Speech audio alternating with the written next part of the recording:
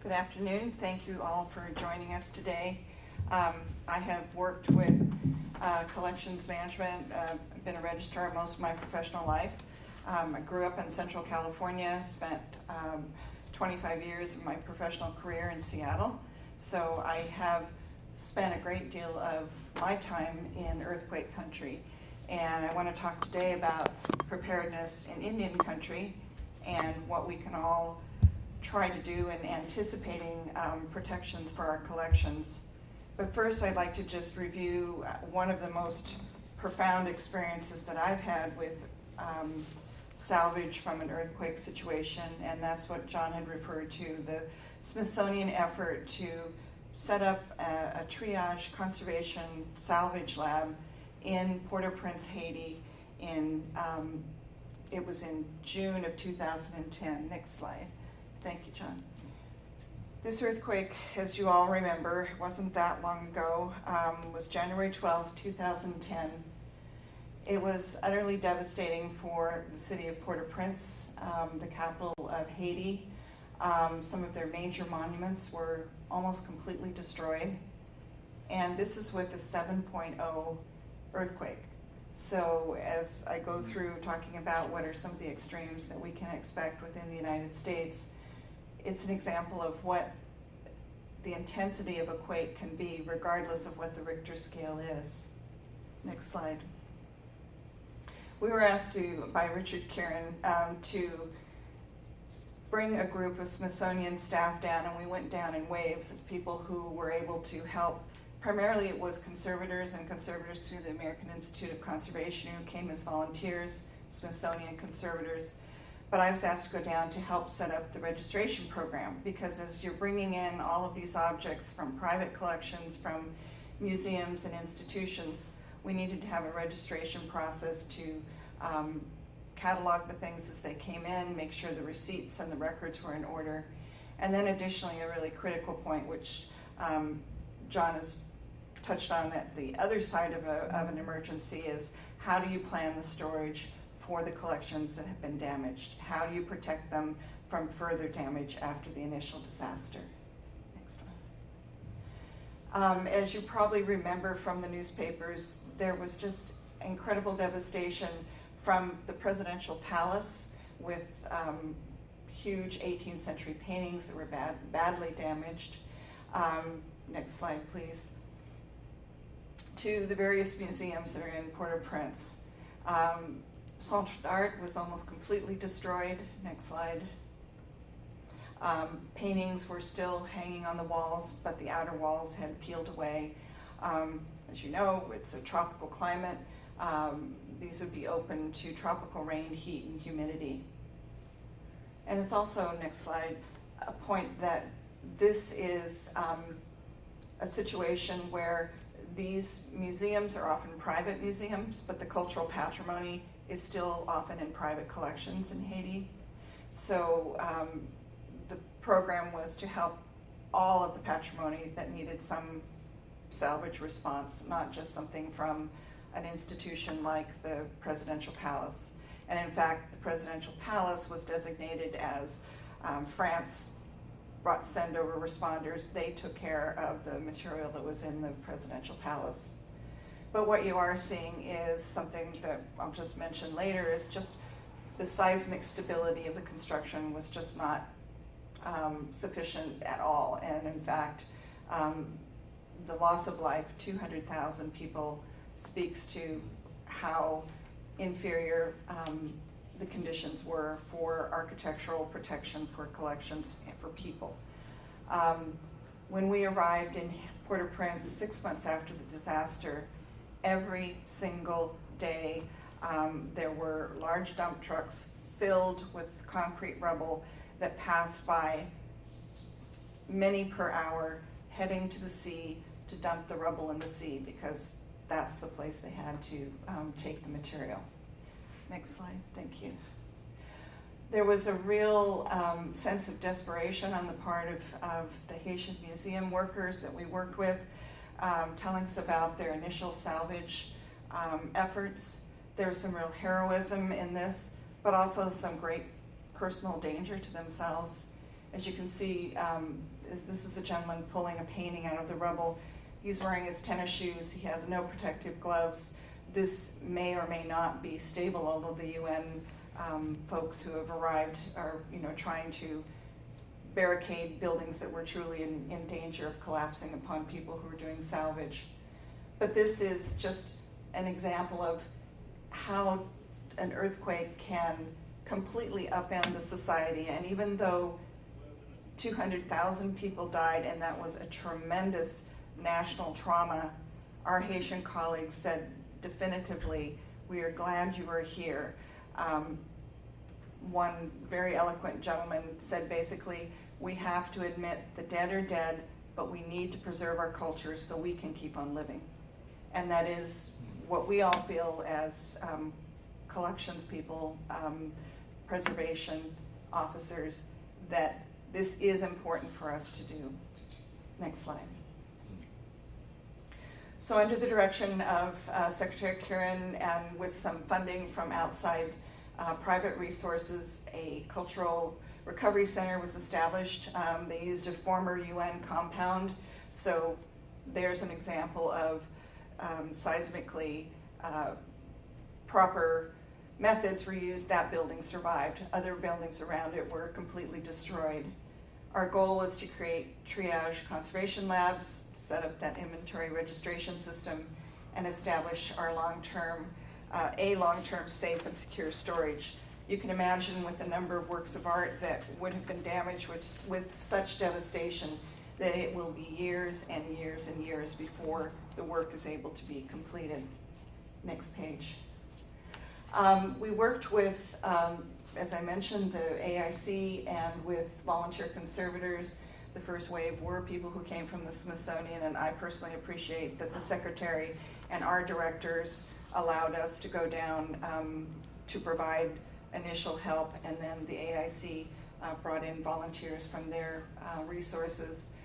It really was, of course, at the very beginning, assessing the sites and the safety and securing works of art that were in danger. The early photo that you saw of the cathedral, there are beautiful glass windows. People were so desperate in Haiti, and as you know, Haiti has such deep, deep poverty that there's a book that came out, Saving Haiti's Heritage, that came out of our effort that Richard Kieran put together. And there are photos of people with hacksaws sawing away at the metal apertures for the windows because they wanted to sell the metal so that they could have something to buy food with. So this would be a different situation than in most of our cases in the US, but it is an example of the issue of how do you respond when there's so little there financially to help with.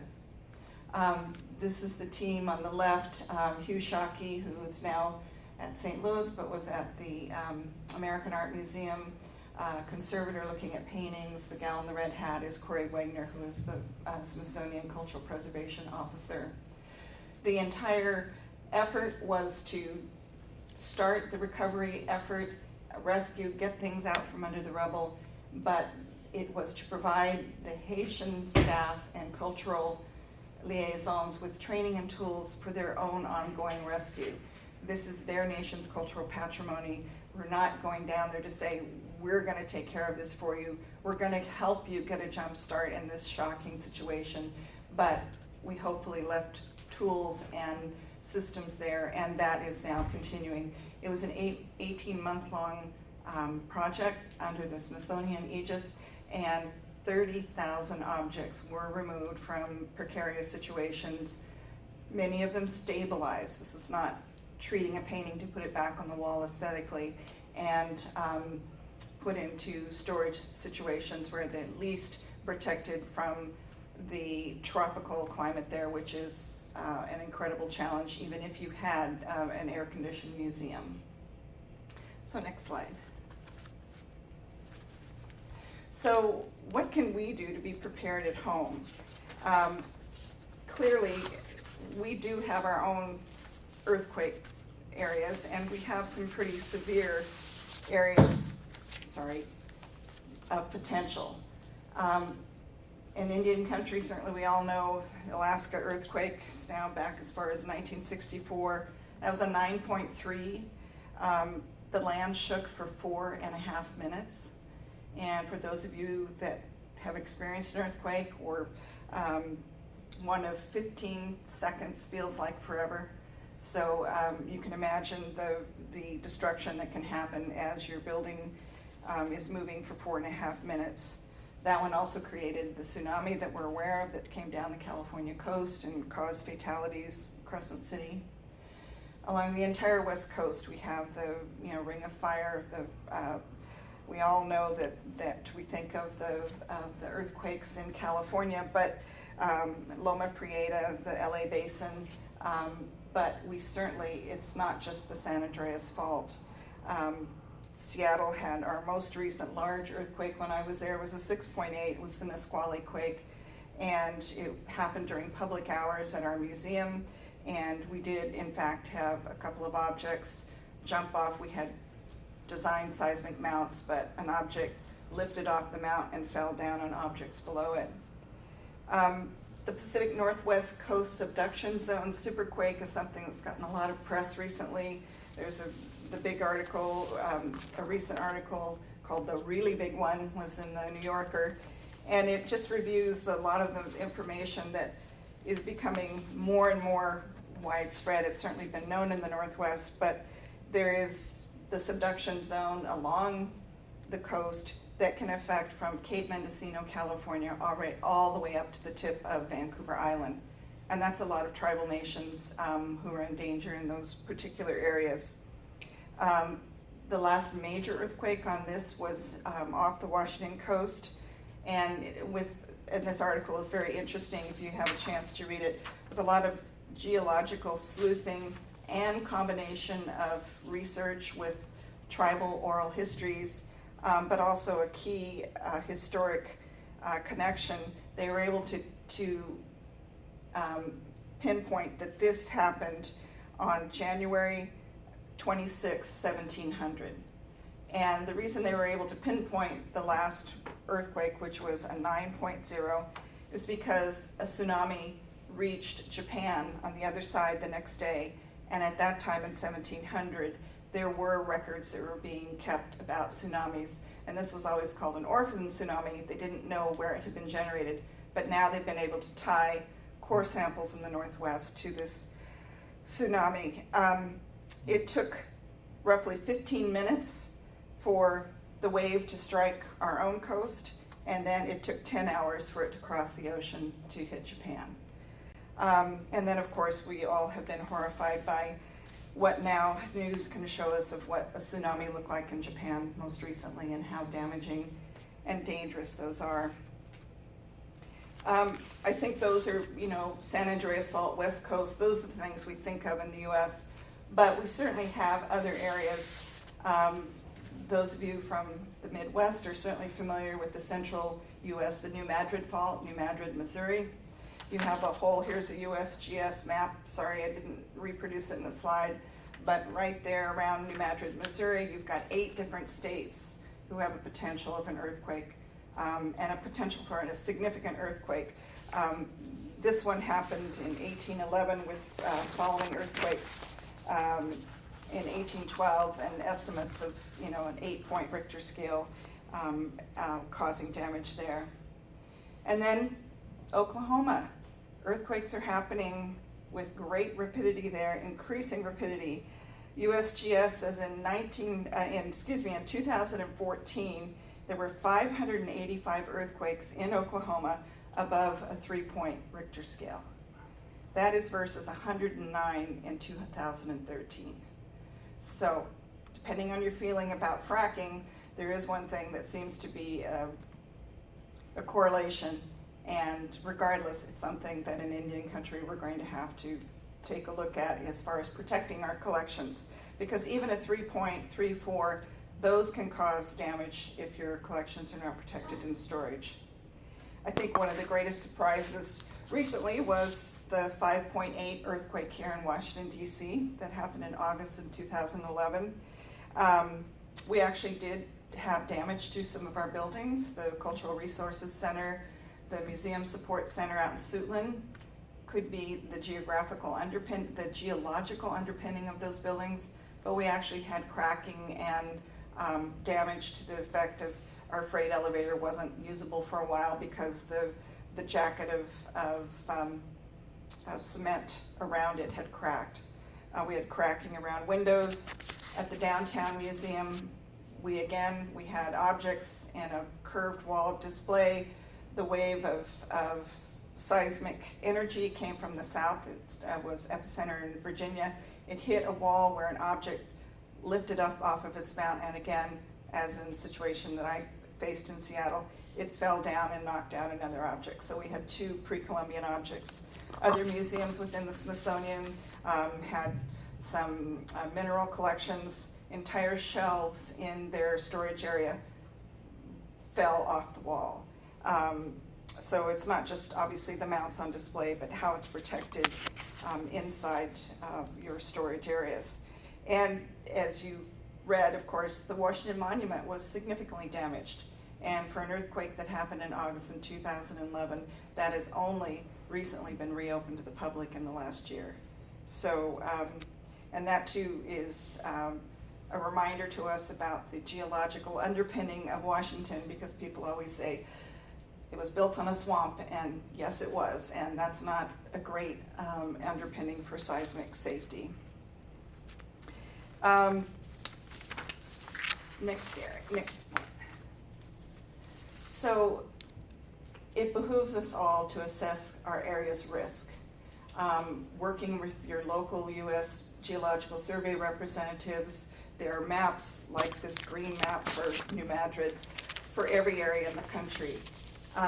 Use your local universities. The University of Washington seismic scientists were the ones that really put together this Cascadia subduction story and have been helpful for years to museums in the Pacific Sound area, the Puget Sound area.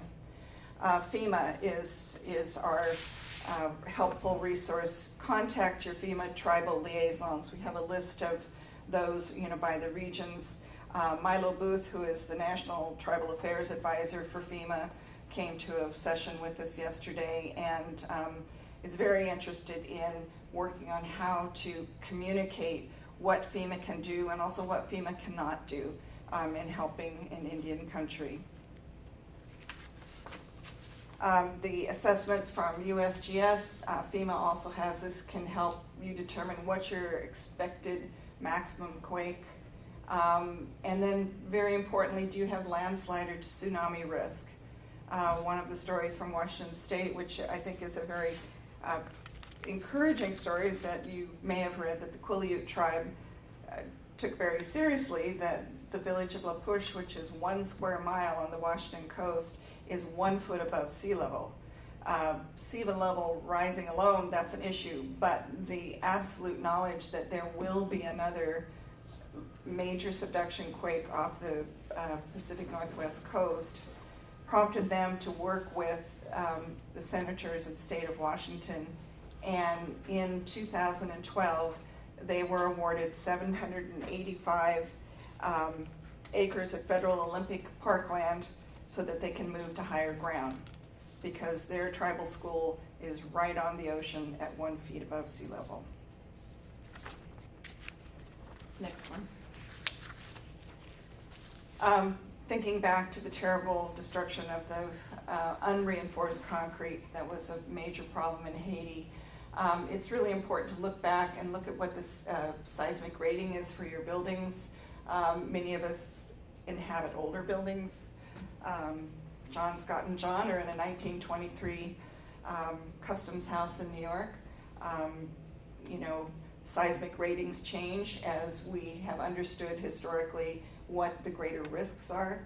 So it behooves us to look at what our building was built to withstand, and if it's not meeting current standards, then looking at resources for retrofit. Was a geological survey done on the land site? Or if you're building a new cultural facility, make sure that you see that your project manager knows what the geological survey is, and certainly how far we are from tsunami evacuation zones, back to the Quileute story, taking action if in fact your entire cultural patrimony is stored on a tsunami zone. Landslide history is also very much part of it. The Nisqually quake that we had in Seattle, there were over 1,000 landslides from the steep cliffs that edge Puget Sound. And then what safety precautions exist to protect the objects that you can design into your displays and storage? Next slide. Thank you.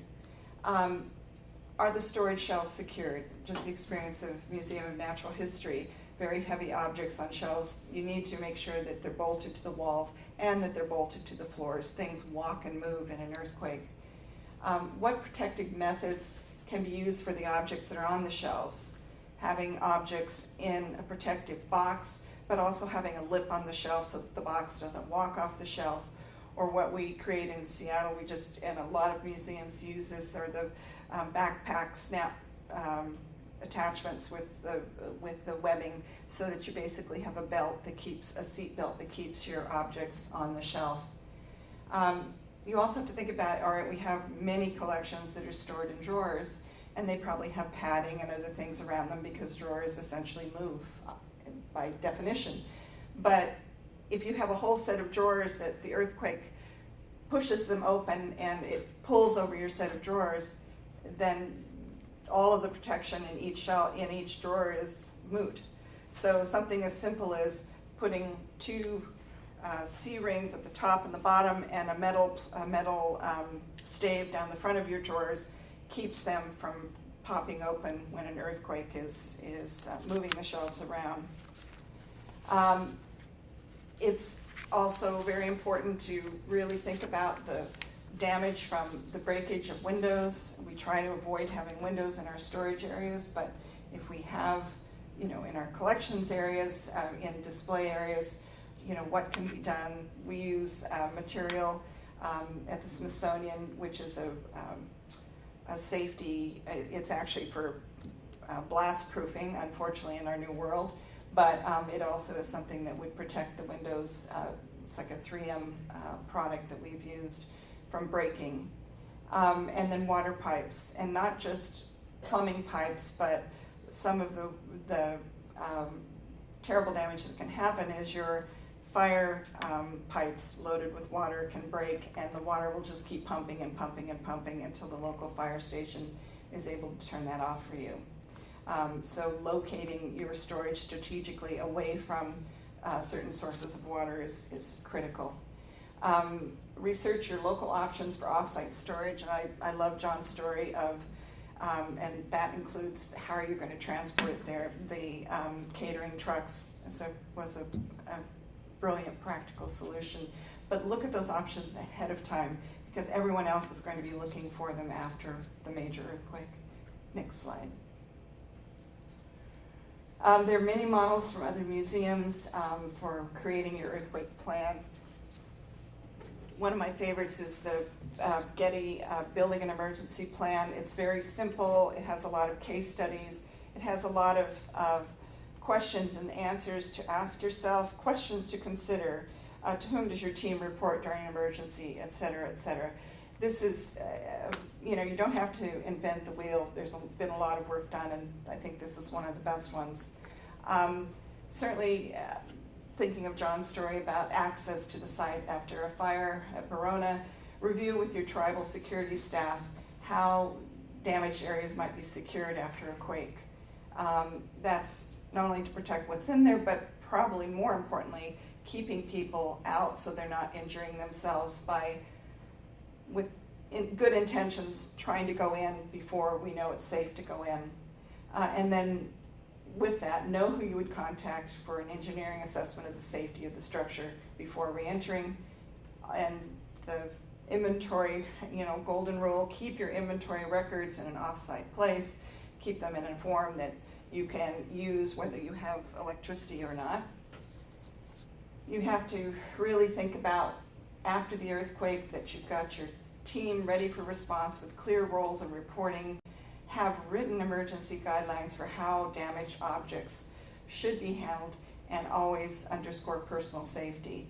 I remember the story of a flood in Chicago and, you know, people going to rush down to the water, but if the water is above your electrical outlet, you do not want to do that. So human safety has to come first. Creating these alternate options for storage in advance, document, photograph as you do your object recovery, keep the records of where things are, and then consult with your emergency teams and using the national response resources available, many of which Scott has mentioned in his presentation. And as he mentioned, there is a handout that we've just put together, some of our thoughts for useful material. There's also the heritage preservation salvage wheel for triage after an emergency.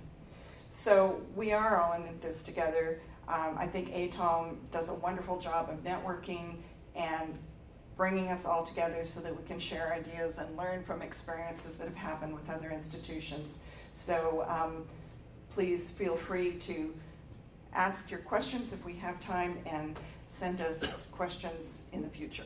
Thank you.